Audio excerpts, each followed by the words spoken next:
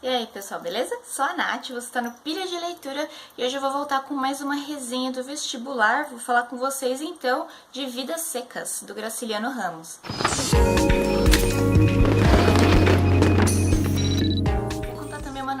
Que aqui as resenhas de vestibular do Pilha de Leitura também vão sair num blog que chama Maravilhosas Descobertas. Eu vou deixar aqui nos comentários o link para vocês poderem acompanhar por lá também um pouquinho mais aqui do Pilha de Leitura e as nossas resenhas de vestibular. Vidas Secas foi publicada então no ano de 1938, originalmente publicada em 1938 e pertence à segunda fase brasileira do modernismo, que é conhecida aí como a fase regionalista. Resumidamente, bem resumidamente aí, Vidas Secas vai narrar então a família de retirantes, a vida miserável dessa família de retirantes que tem que ficar se mudando de um lugar para o outro aí atrás de água. Então elas se mudam, de um lugar para o outro, de tempos em tempos, procurando condições melhores de vida para eles. E essas condições melhores de vida então se resumem em onde tem menos seca. Porque não é que nenhum lugar não tenha seca, mas eles vão encontrar lugares que de repente tenham menos seca e que daí eles consigam encontrar alguma coisa para comer. O Graciliano ele tem uma escrita assim bem seca, ele usa poucos adjetivos até,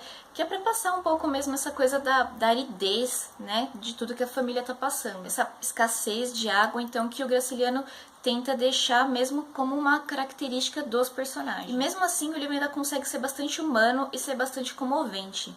Mesmo ele tendo essa escassez, essa poucos recursos aí de adjetivo. E apesar da gente ver já direto no título, Vidas Secas, ele não fala só disso, só da seca do Nordeste. Ele vai falar também da falta de estudo das pessoas, Então ele vai abordar questões sociais muito interessantes e muito enraizadas mesmo na cultura brasileira. Tem a falta de oportunidade dos sertanejos, o abuso que muitas vezes os patrões fazem deles porque sabem que eles não sabem ler, não sabem escrever, não sabem calcular, fazer contas, o quanto que eles têm que receber por aquele tanto de trabalho. Esse caso do governo também. Vários problemas aí, então são problemas sociais realmente. E falando aí no autor, o Graciliano Ramos tem uma história de vida muito interessante que se você está estudando aí pro vestibular, acho que você devia estudar um pouquinho também para conseguir entender um pouquinho melhor aí das coisas que ele tentava passar na escrita dele. O Graciliano foi político, preso político, foi professor, foi editor, enfim, tem uma vida aí muito vasta que vocês devem pesquisar um pouquinho. Como a gente está falando de um romance regionalista, então ele me lembrou um pouquinho de quando eu estava lendo Ratos e Homens, pela pegada assim da fala, de como os personagens se comunicam. Então tem umas expressões assim bem típicas mesmo do lugar onde eles estão. E sabe que os dois livros são até de uma época bem parecida, assim, bem próxima. Então Ratos e Homens e a Vidas Secas. O Vidas Secas é interessante isso, mas o Vidas Secas é o único romance do Graciliano Ramos que é narrado em terceira pessoa.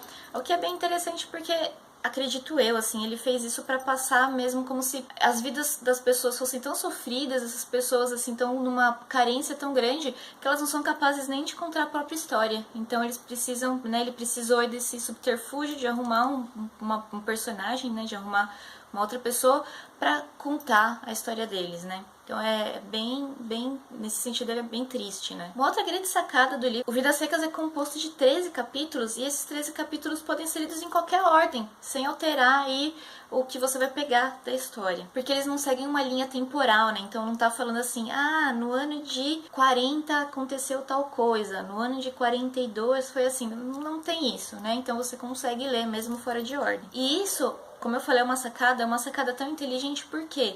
Que é para ressaltar essa coisa do ciclo, da seca, porque não é uma coisa que aconteceu no ano isoladamente, é uma coisa que acontece sempre, todos os anos, é cíclico. Então, o livro ele é atemporal nesse sentido, ele não fala, não tem essa data, porque você pode ler em qualquer momento, porque a seca está sempre lá.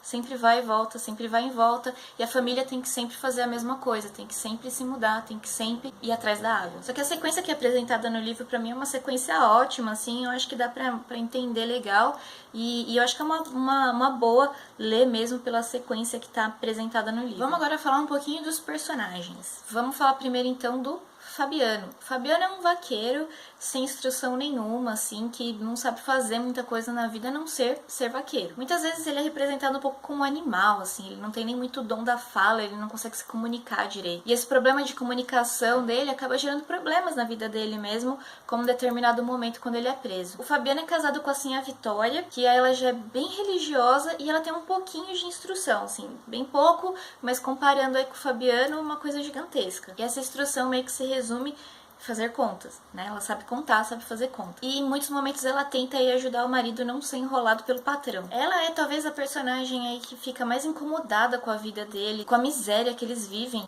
E ela também é provavelmente a personagem mais sonhadora deles, assim. Ela sonha bastante com uma vida melhor, mas principalmente o que ressalta bastante no livro, ela sonha com uma cama melhor, porque eles são tão miseráveis que nem isso eles têm direito. Fabiana e a Vitória têm 2 filhos, e esses filhos nem chegam a ter nome na história.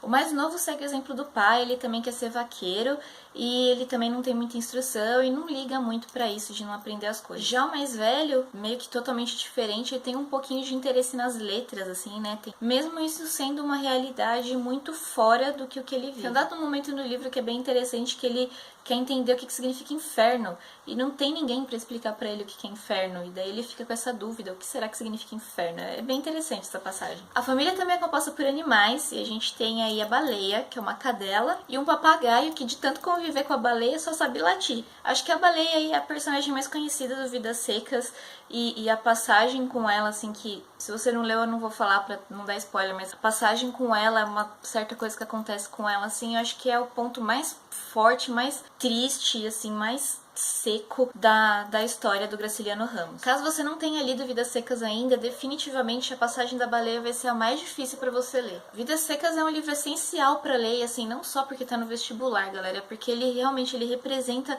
muita coisa assim da história do Brasil, ele representa muito a vida de tantos brasileiros que a gente tem por aqui antigamente e sim, que continua acontecendo ainda, infelizmente. Muitos de vocês que estão vendo esse vídeo aí pode ter, de repente, um avô ou uma avó que passou pela mesma situação. Se, de repente, vocês forem aqui de São Paulo, por exemplo, forem imigrantes, né?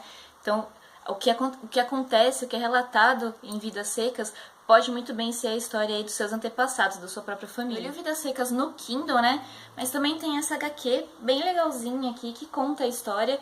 Ele segue aí a ordem mesmo dos capítulos do livro. Ela é bem legal também. Se de repente você já leu Vidas Secas há muito tempo, quiser dar uma relembradinha na história, bem interessante, mas não deixe de ler. Se você não leu o livro ainda, não deixe de ler o livro. Aqui a HQ vai ser mais um complemento pra você na história do Vidas Secas. Pessoal, era isso que eu tinha pra falar aqui do Vidas Secas. Deixa aqui nos comentários se você já leu a história, o que você acha desse livro tão incrível do Graciliano Ramos. A próxima resenha de vestibular aí que eu vou voltar aqui pra fazer é de Sagarana. Pessoal, é isso. Obrigada por ter assistido o vídeo até aqui. Não esquece de se inscrever no canal caso você ainda não for inscrito. Não esquece também que a gente tá num Veda. Vou deixar aqui a playlist pra você poder acompanhar todos os vídeos, não perder nenhum. E fala aí pra todo mundo que a gente tá aqui no YouTube, no Face e no Scooby. Obrigada e até a próxima. Tchau!